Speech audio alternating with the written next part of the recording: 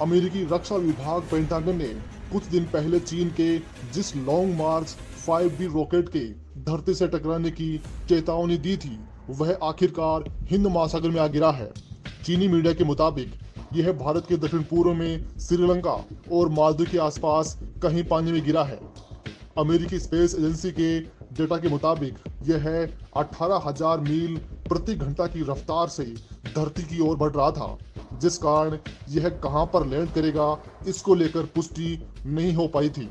फिलहाल इसके गिरने से किसी के भी नुकसान होने की कोई जानकारी नहीं है।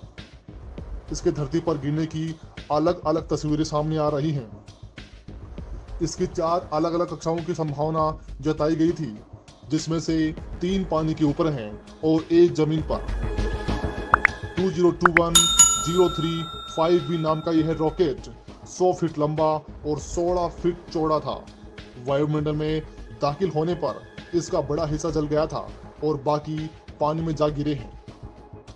पहले की अटकलों के मुताबिक यह दक्षिण पूर्वी अमेरिका, मैक्सिको, मध्य America, Caribbean, Peru, Ecuador, Colombia, Venezuela, दक्षिण यूरोप, उत्तर या मध्य अफ्रीका, मध्य पूर्व, दक्षिण भारत या ऑस्ट्रेलिया में गिरने की संभावनाएं जताई जा रही थी।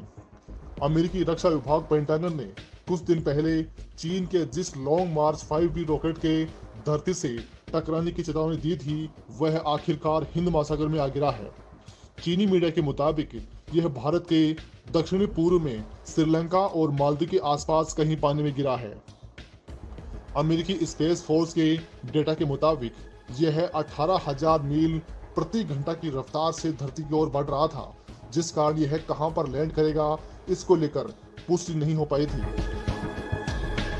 फिलहाल इसके गिरने से किसी के भी नुकसान होने की कोई जानकारी सामने नहीं आई है। अनियंत्रित होने के बाद यह रॉकेट धरती की ओर बढ़ने लगा था और इसके धरती से टकराने पर नुकसान की आशंका जताई गई थी। हालांकि एक्सपर्ट के मुताबिक धरती के नजदीक आने पर इस चीनी रॉकेट का काफी हिस्सा जलकर राख हो गया। चीन ने इस रॉकेट की मदद से अंतरिक्ष में बनाए जाने वाले अपने स्पेस स्टेशन का पहला हिस्सा भेज दिया है।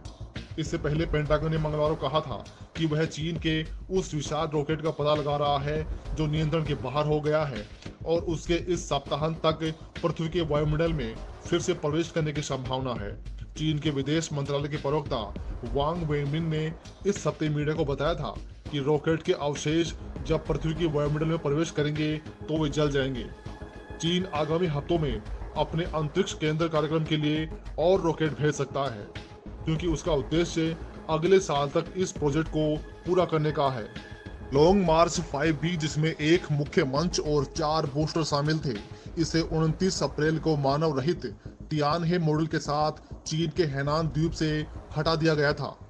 रॉकेटों का लॉन्ग मार्च 5 परिवार चीन की निकट अवधि की अंतरिक्ष महत्वाकांक्षा का अभिन्न अंग रहा है। पिछले हफ्ते लॉन्च किया गया लॉन्ग मार्च 5B पिछले साल मई में पहली बार लॉन्च किए गए 5B वेरिएंट की दूसरी तैनाती है। चीनी रॉकेट से मलबा निकालने चीन के लिए असामान्य बात नहीं है। अप्रैल महीने के अंत में हुबई प्रांत के शियान शहर में आसपास के काउंटी लोगों को जगह खाली करने के निर्देश दे दिए गए थे, क्योंकि इसके मलबे के कुछ हिस्से जमीन पर गिरने की उम्मीद थी। 21 टन के साथ ये धरती के वायुमंडल में प्रवेश करने वाला सबसे बड़ा मलबा है।